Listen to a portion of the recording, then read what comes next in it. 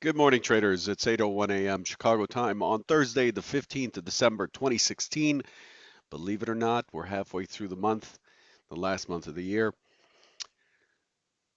Derivatives trading involves substantial risk of loss and is not suitable for all investors. Past performance is not necessarily indicative of future results. The news flow overnight. The key thing, of course, was yesterday's FOMC rate hike, 25 basis points moving from 0.5% to 0.75% on the Fed funds rate. The expectation is that there's a forecast for three more hikes in 2017. That sounds pretty ominous. I'm going to cover some of that a little bit today, so we might go a little over the 15-minute time slot.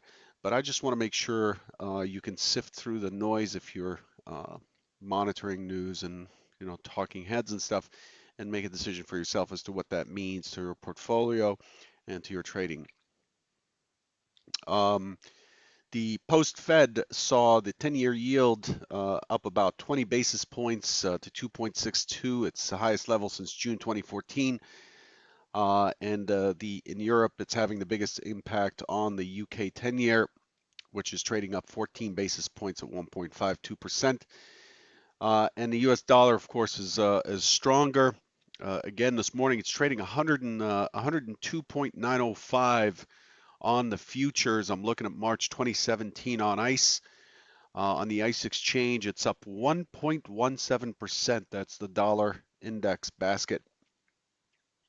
Stocks yesterday took a small, tiny little hit. Overall, we are flat to slightly down on the week. We are trading just below last week's close. So we have a doji or a spinning top or whatever you call it at the top of the weekly chart, which has some implications, or which could potentially have some implications. This morning we got CPI, which was 0.2 in line, ex-food and energy 0.2 in line. December Empire Manufacturing came in at 9 versus 4. Initial claims came in just slightly better by 1,000. Claims 254 versus 255, and continuing claims 2.02, slightly worse than the 2 million expected. The current account came in a little bit worse, 113 billion to the negative deficit versus 111.6 billion expected. And the Philly Fed business outlook came in much stronger at 21.5 versus 9.1. This is the highest since November 2014. As far as what we're expecting going forward, at 9:45 Eastern, U.S. manufacturing PMI prelim comes in for December at 54.5, 54.5 expected. NAHB housing market index at 10 o'clock today expected to come in at 63. And then at 4 o'clock, right at the cash close, we're looking for net tick flows and long-term tick flows. And that's pretty much it for today as far as what could impact us on the calendar. Let's take a quick jump into yesterday's Trader Bite to review what was said versus what actually happened. The primary hypothesis yesterday is for an immediate responsive push higher.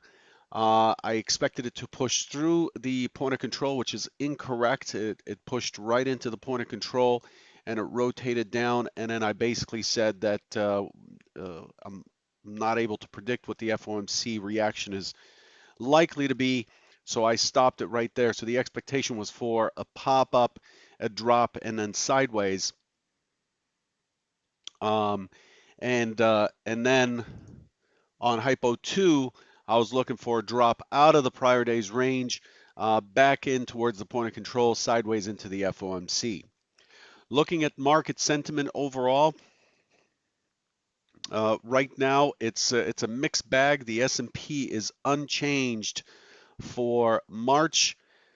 Remember, tomorrow is Quad Witching Friday. Quad Witching Friday, it's expiration for the futures, options, single stock futures, and so on. And there's a lot going on tomorrow. So today is likely to be quite choppy. Traditionally, the Thursday before quad witching is fairly choppy. A lot of hedging, a lot of rolling, last minute rolling, and things like that. Overall, looking at the market situation, gold has taken a pretty massive hit here on a relative basis, down almost 3%, 2.75%, 1131 is where it's trading, 1131.9, 1131.8. It was down as much as 1127.4. This is the February 2017 gold, followed by crude oil. Crude is back at $50, gapping down after yesterday's close. Crude closed at 51.03 on the pit yesterday and opened up today at $50 and 8 cents or something like that. It's a pretty decent gap, down 1.76%, followed by the yen and the euro as the biggest losers. And then, of course, the treasuries come in. The NASDAQ is slightly negative, down 2.5. And then the strongest, of course, is the dollar, the DAX, and the small caps. The Euro stocks and the small caps, the Russell 2000, are the strongest so far. Slightly mixed to even on the day. A quick look at the overnight session shows us that the market didn't really move anywhere. It did rotate back up to yesterday's mid at 2257.75 and has rotated down this morning. It didn't react much on all the figures, the mix of figures that came in at 7:30 Central, 8:30 Eastern, right down here. But it's trading on the bear side. It is holding steady at the lower end of the range from yesterday. The profile is fairly balanced with the point of control, with the value skewed higher than the versus the point of control. There's much more trading that occurred above the point of control than below, and we are tackling that point of control now. So this could change things between now and the open, depending on whether it continues to consolidate and move higher, or it finds its sellers and moves lower. It looks a little bit bullish. Here we see an impulse down, pullback, and continuation, and this may be the corrective move back up on the overnight. It's hard to judge it until we open. It's moving around quite a bit still. It seems quite bullish right now. Looking at what we did on the Fed yesterday, so here we tagged, you could see we tagged the point of control early yesterday, and we remained above the range. So this was hypo one. Hypo one was in control yesterday. It did not push through.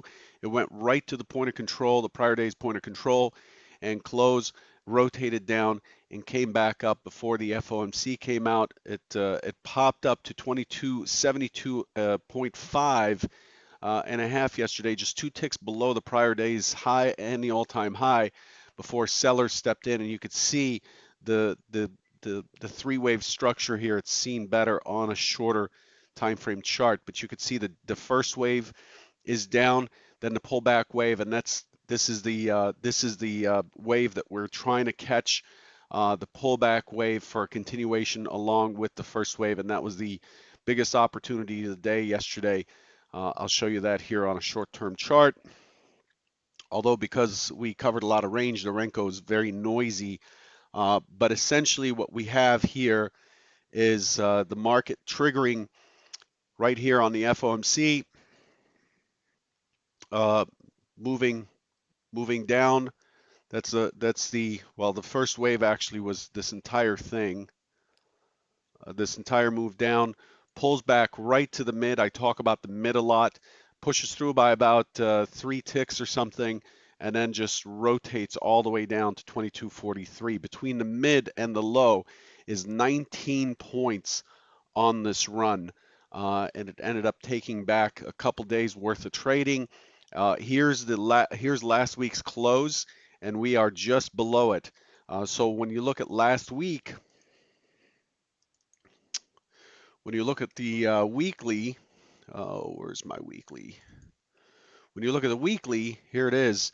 You'll see that we have this nice big doji here at the top, showing some indecision or two-way structure. So it's very important if the low of last week is way down here, depending on where we close between today and tomorrow, that low is going to be very important because it terminates the one-time framing up that we've had for weeks now. We've had higher lows for weeks, and the low is so close to where we are now, depending on what we do today and tomorrow. That low may be very close and able to break early in the week, which turns us bearish. Now, remember, those people who watched on Monday, I came in and spoke a fair amount, I thought probably too long, about the implications, if you recall, the implications of the fact that on price we've moved up. Okay, the white's not a very great color here. Let's switch to something more obvious. Um, We are one time framing up on the weekly, like I just showed you. We keep making equal or higher lows, so we're one time framing up. However, if you monitor the point of control, where the most valuable price is, we have a negative rotation on the point of control, and I warned that this is showing some exhaustion. The market just basically ran away from the point of control and price, but value stayed down on the low end of the range, and that's showing lack of participation on the higher prices. Essentially, what the market was doing is moving up on thinner offers, or sellers pulling their orders versus buyers aggressively buying and creating volume up high. So I think this is getting a little tired, is what I'm saying. On on the Fed announcement yesterday, just to give you some idea. I love this chart. This is on stock charts. It's the yield curve, a quick crash course in the yield curve. Very simply, what this does is it plots the different maturities on the government paper, the U.S. government paper, so you could see it's plotting the percent return paid on the coupon of the government paper. Yield is expressed as a percent. It is negatively correlated with the price of the bond. So if the paper costs $100, um, and pays a certain percentage, the price of the paper has to go down for that payment to become larger. So there's an inverted relationship there. I won't get too much into it, but what's important here, this yield curve is very, very, very important to our economy. And this chart here is incredible in that it animates the yield curve going way back. I won't make you sit through. On the right, what you see here is a chart of the SPX, the S&P 500, and it shows how the yield responded. So you're getting a flat to inverted yield curve here, and then the market just starts to slide downwards. That's in 2000, right at the dot-com crash. That's basically when I started trading. And you could see that the Fed acts on this end of the curve. The Fed acts on the short end of the curve, and you can see the Fed, as the market drops, starts dropping rates very rapidly. But watch what happens here as it starts to raise rates. As it starts to raise rates, you can see that right here it stabilizes, and then the Fed starts raising rates.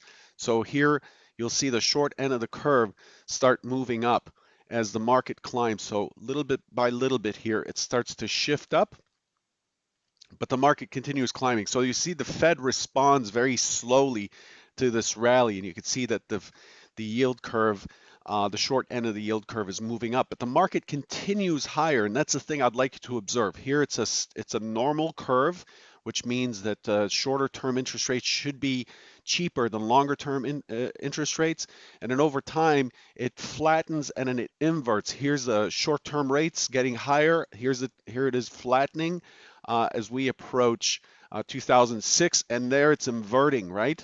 And then after inverting by a period of time, you start to get the correction, right? This is where interest-only loans were out there, and things like that based on the LIBOR.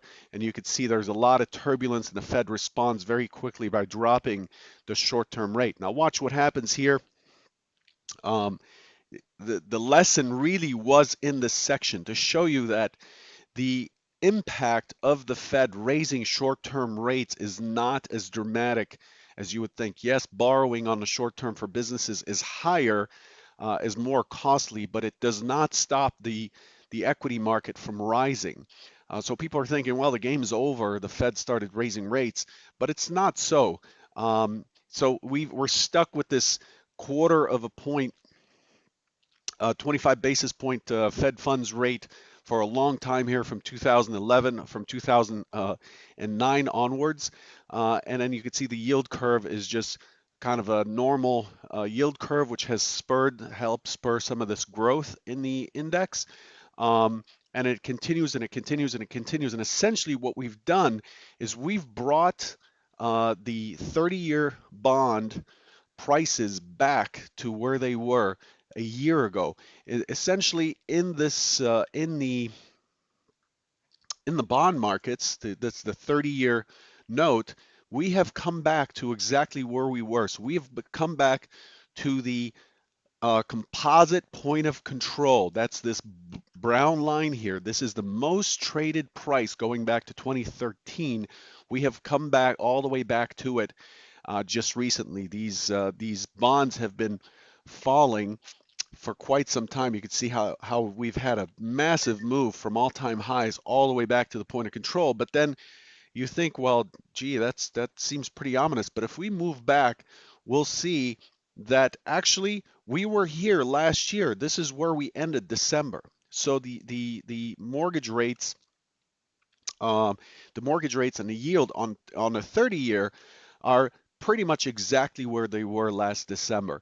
But the point I'm looking to impress upon you is, yes, the Fed has started to raise rates and it's expected to continue, but overall, the impact on equities in general historically has not been as negative as you would think, or as you know TV gurus would have you believe that the game is over. It's actually good for the market to have a risk premium on on its currency. It's good for trading as well. So I welcome this change. I've been talking about it for the last couple of years. I insisted in 2015 that there's no way they're going to raise rates, and they did at the end of the year. Um, and I insisted this year that they're not likely to raise rates, and they just did. They just didn't have the opportunity to do so, but the economics are strong enough that they're making the right move, I think. Probably not fast enough. So this morning, the primary expectation is an open. I expect the market to test lower, and I'm looking for it to recover some of this move down. I don't believe that the bull is over with. I don't believe that it's time to get bearish yet. I expect that we are likely to respond and regain this point of control today or tomorrow. That's the primary hypothesis. Failing to do so is a push towards yesterday's 2260 area. I expect it to linger 2260, find sellers and start pushing down, but I expect it to hold steady in this high volume area. That's where I expect it to go today. Inside day, regardless, I'm expecting an inside day today, and then tomorrow I expect it to be back up on the upper end of the range. That's all I have for you for today. Hopefully you gained something by this conversation about yields. Just trying to put this in perspective of your own trading. Good luck. For those of you who are looking for the video from Tuesday night's order flow webinar, the video is being recreated because there are technical issues, and it should be released this tomorrow or this weekend. So parts of it need to be redone to make sure the points come across the way they're supposed to. Good luck today, and I'll catch you tomorrow morning. Take care.